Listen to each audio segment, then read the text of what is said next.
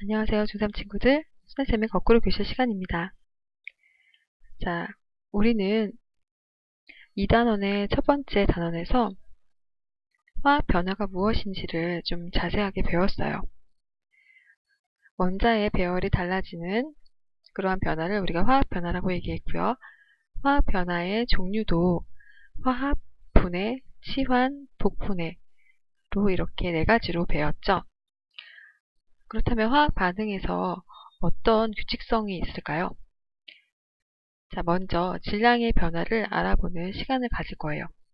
화학 반응이 일어날 때 질량은 달라지는지 혹은 달라지지 않는지를 한번 알아볼 겁니다. 자, 예를 들어 같은 크기의 나무도막을 준비를 했는데요. 왼쪽처럼 이렇게 차곡차곡 쌓을 수도 있고 오른쪽처럼 다양한 모양의 탑을 만들 수도 있어요.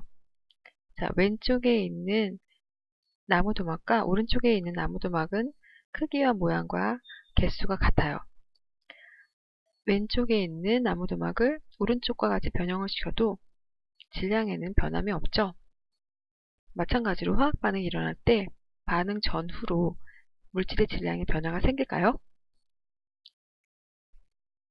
네, 화학 변화는 원자들이 재배열된다고 했었죠.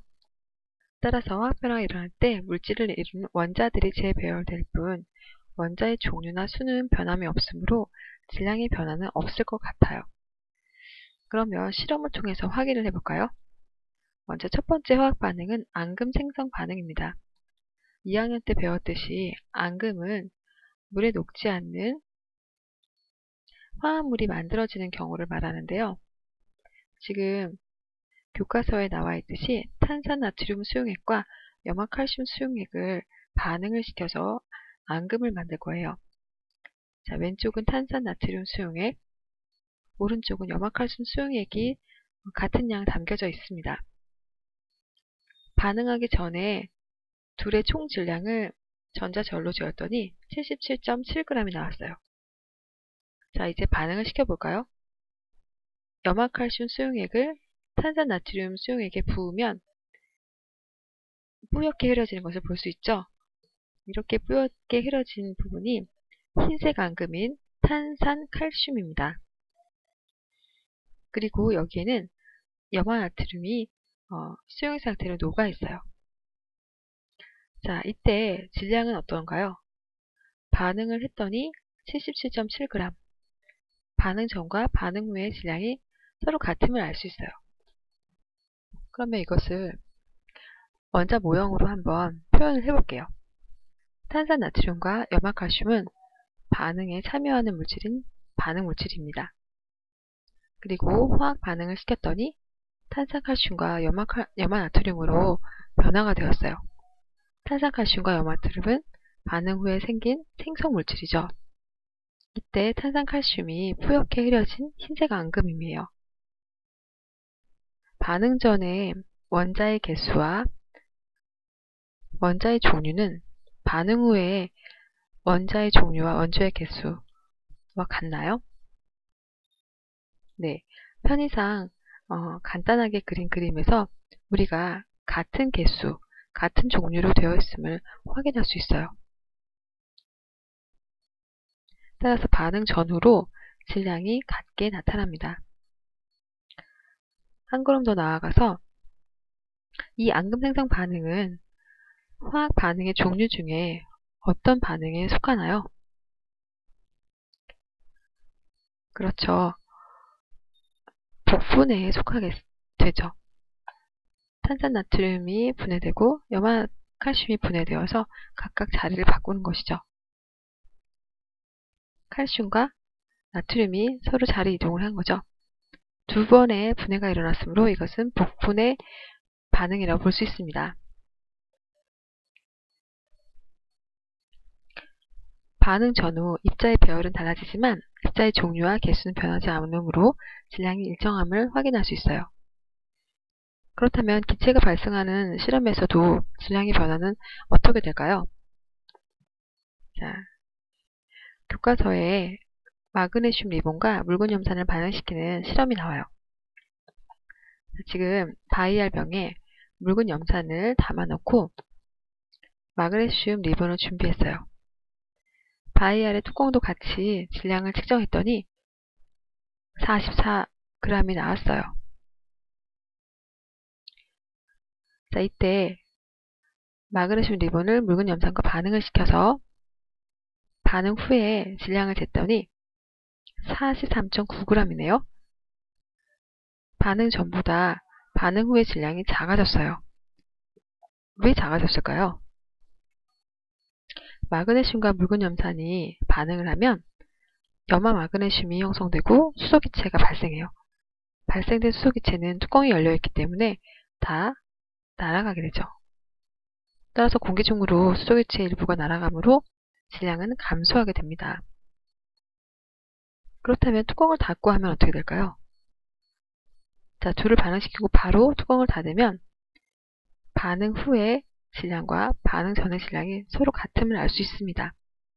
즉, 발생한 기체 분자, 수소 기체 분자들이 빠져나갈 수 없으므로 반응이 일어나도 질량이 변하지 않죠. 따라서 닫힌 용기에서는 반응 전의 총 질량과 반응 후의 질량이 같다는 것을 알 수 있습니다. 역시 기체가 생성되는 반응에서도 반응 전후의 입자 배열은 달라지지만 입자의 종류와 개수는 변하지 않으므로 질량이 일정함을 알 수 있어요. 더 나아가서 이 반응은 화학 변화의 유형 중에 어떤 유형인가요? 그렇죠. 염소와 마그네슘이 자리를 바꿔서 치환이 일어난 것이죠. 자, 이번에는 연소 반응을 통해서 질량 변화를 확인해 볼게요. 자, 강철솜을 준비를 해서 질량을 재요. 그리고 강철솜을 연소시킵니다. 그러면 강철솜의 질량의 변화가 있을까요? 연소 후에 질량이 더 증가했음을 알 수 있어요. 반응 전에는 22g인데 반응 후에는 24g, 2g이 증가했죠. 왜 증가했을까요? 자, 강철솜을 태워볼게요. 태우지 않은 쪽과 태운 쪽에 질량의 변화가 있는지 보세요. 네, 태운 쪽, 연소가 되는 쪽은 점점 무거워져서 기울기가 이렇게 가라앉죠. 수평을 이루지 못하게 되네요. 이번엔 나무를 태워볼까요? 이번에는 반대 현상이 나타나죠. 나무를 태웠더니 오히려 가벼워져서 질량이 줄어드는 것을 확인할 수 있어요. 둘 다 기체가 발생하는, 둘 다 태우는 연소 반응이 나타났는데 왜 결과가 다를까요? 강철솜인 경우에는 열려있는 상태에서 공기 중의 산소와 결합하여 산화철을 생성시켜요.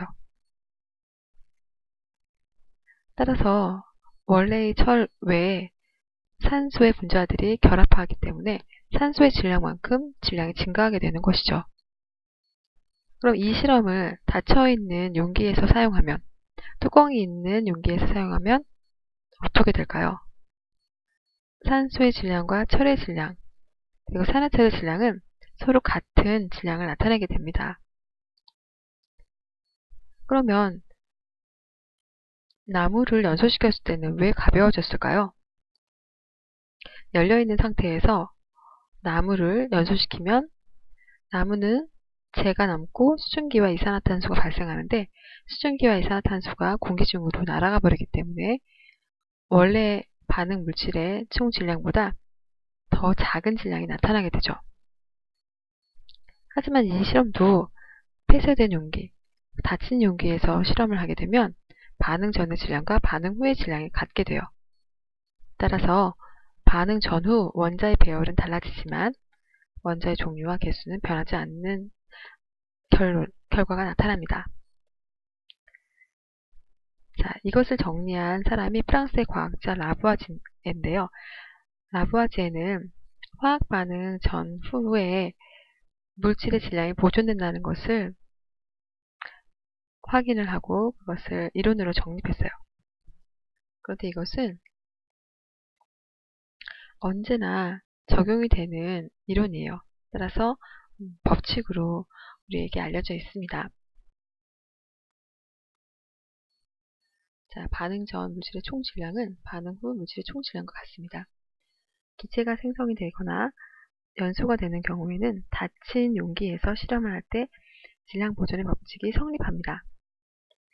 또한 질량 보존 법칙은 화학 변화에서만 일어나는 것이 아니에요. 질량 보존 법칙은 물리 변화에서도 성립이 됩니다. 왜 질량 보존 법칙이 성립하게 될까요? 화학 반응을 하거나 할 때 물질을 구성하고 있는 원자가 사라지는 거나 새로 생기는 것이 아니죠. 단지 원자의 배열만 바뀐다고 했어요. 따라서 원자의 종류와 수는 그대로이기 때문에 질량은 보존이 되는 것이에요. 오늘의 퀴즈입니다. 탄산칼슘과 묽은 염산을 반응시키는 실험에 대해서 옳지 않은 것을 골라주세요. 두 번째 문제입니다. 질량 보존 법칙에 대한 설명으로 옳은 것과 틀린 것을 정리해 주세요. 그럼 수업 시간에 답을 한번 확인해 볼게요. 수고했습니다.